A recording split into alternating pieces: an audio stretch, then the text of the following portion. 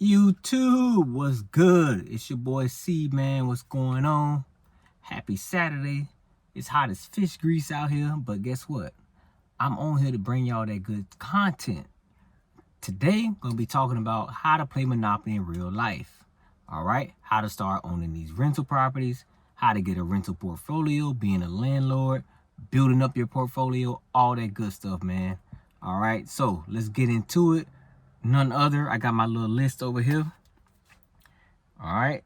So, really, three main things you want to focus on when you are starting a rental portfolio and you start buying rental properties. Number one, the most important aspect out of all of this is you're going to need some capital. You're going to need money, liquid cash, dinero. I don't care what no one says. You can't come into the game being broke, and you definitely just can't buy a rental property with no money.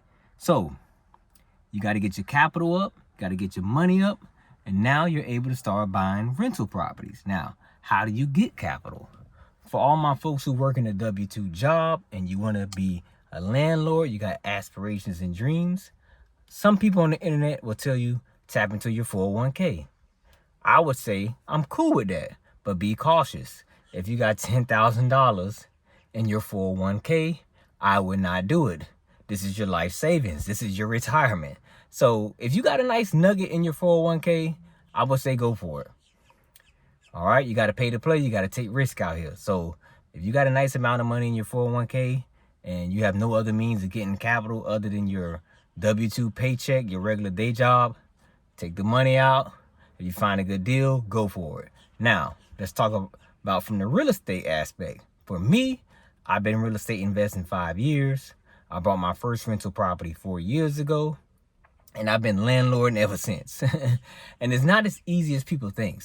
So how I got my capital and how I get my capital these days, several ways. Wholesale checks, house flips, okay, cash out refis, and I sell some rental properties to upgrade, to buy more, to buy better deals, which we will get into later into the video. So how I did it when I first got in the game, I started stacking up money.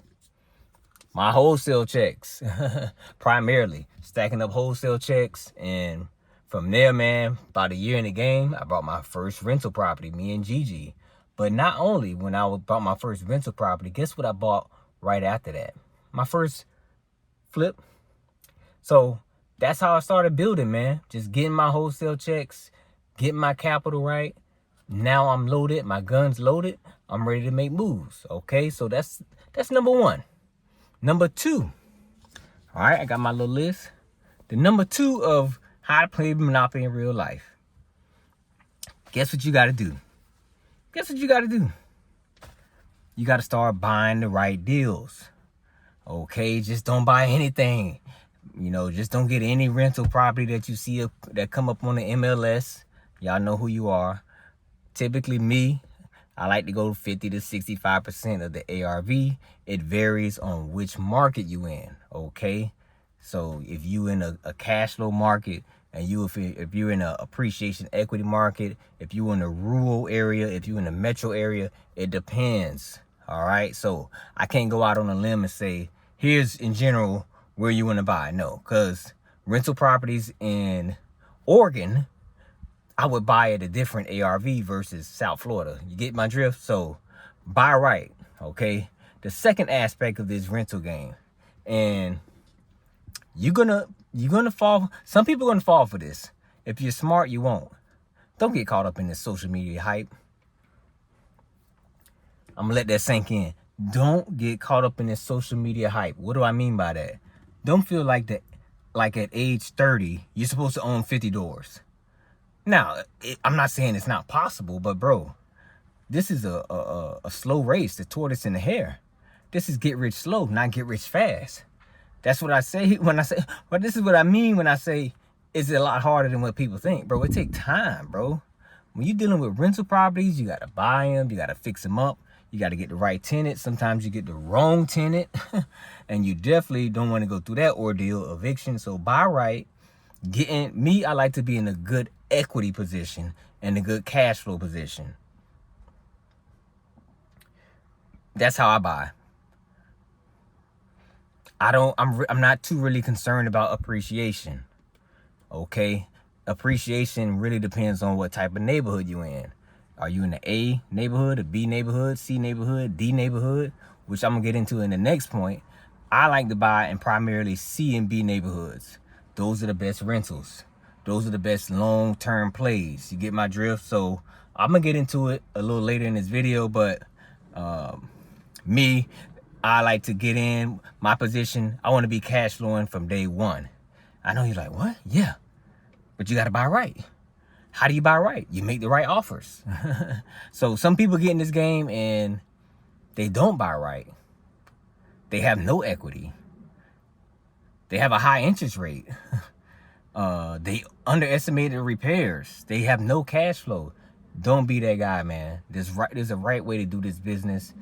If you go back into some of my videos and my catalog on my YouTube, I talk in depth about rental properties. So that's number 2. All right, the number 3 aspect of this game, which is probably the best part of the game, is when you get in professional level and you got a couple rentals under your belt. Okay, so now we at what I call asset management. Okay, asset management. What do I mean by asset management? You got like 5, 6 rentals. You maybe got 6, 7. Okay, now you got to leverage these bad babies. You got to know how to hold and fold. You get what I'm saying? So some of them, like, you know, you can get to start refining. If you got a property, let's say you got a couple properties and you're ready to scale. You might be tapped out on what? The capital. Tap into the equity in one. That's why I'm big on equity. Tap into the equity. Cash out, do a refi. Me and Gigi, we just did a cash out refi on 4 properties. You get what I'm saying? So you just got to know how to be in the right position. You might have to sell a property. Okay, this is all a part of asset management. You might have to sell one to get more properties. And I'm big on quantity. You know what I'm saying? I sold a property earlier this year, and I was able to buy more deals. I was able to buy more properties, but really, I was able to get better deals. You know, so when you buy right, you've had a property for 3 years, you put 100,000 in it, and let me just say this: I'm not big on turnkeys, because turnkeys, you're not really in an equity position.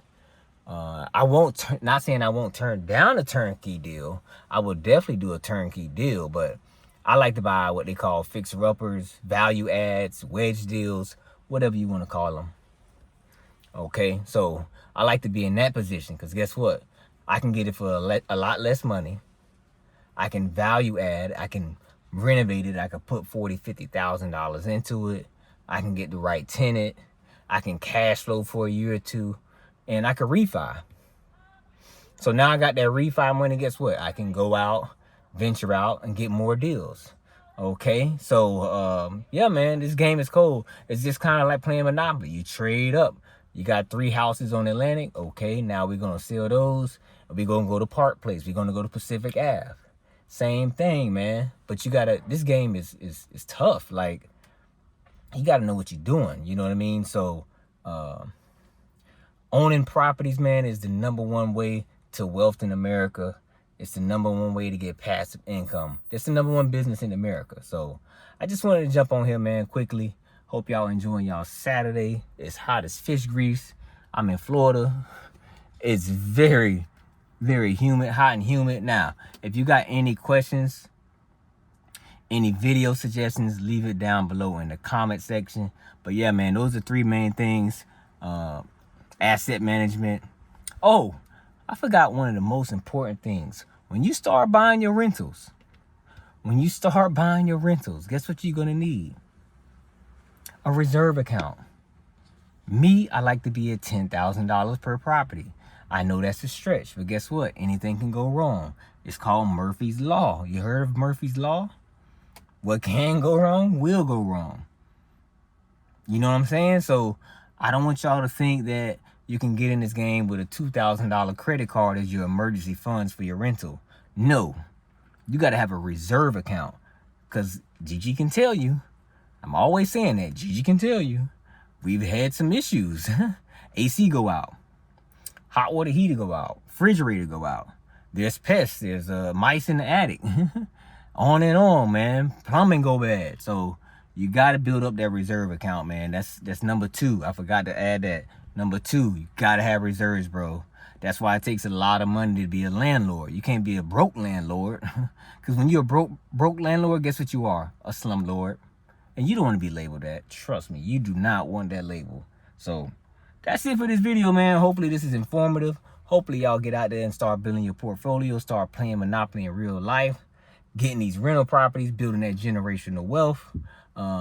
Any questions, leave it in the comment section. Hit that like button. If you ain't subscribed to the channel yet, what you waiting on? It's your boy C, man. I'm out. Peace.